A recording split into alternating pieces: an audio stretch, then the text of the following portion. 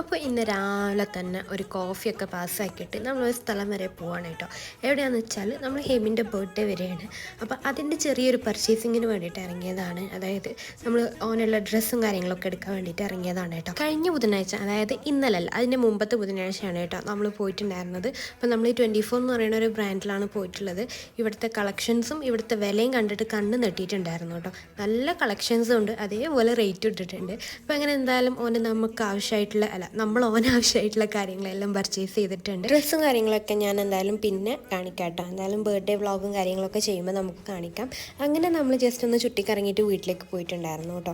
ഇനി നിങ്ങൾ കാണാൻ പോണത് ഈ ബുധനാഴ്ച, അതായത് ഇന്നലത്തെ കാര്യങ്ങളാണ്. നമ്മൾ അന്ന് ഓൻ എടുത്തിട്ടുണ്ടായിരുന്ന ഷർട്ട് കുറച്ച് മാറ്റം വന്നിട്ടോ. അവന് ഭയങ്കര കച്ചറാക്കിയിട്ട് നമുക്ക് നേരെ നോക്കാൻ പറ്റാണ്ടാണ് എടുത്തത്. അപ്പോൾ അതൊന്ന് മാറ്റിക്കാൻ വേണ്ടിയിട്ട് പപ്പയും മോനും പോവാണ് കേട്ടോ. തിരിച്ചു വരാൻ എന്തായാലും 3-4 മണിക്കൂർ എടുക്കുന്ന അറിയാം. അതുകൊണ്ട് ഞാൻ സുഖമായിട്ടൊന്ന് കിടന്നുറങ്ങി. ഇഷ്ടപ്പെട്ട ലൈക്ക്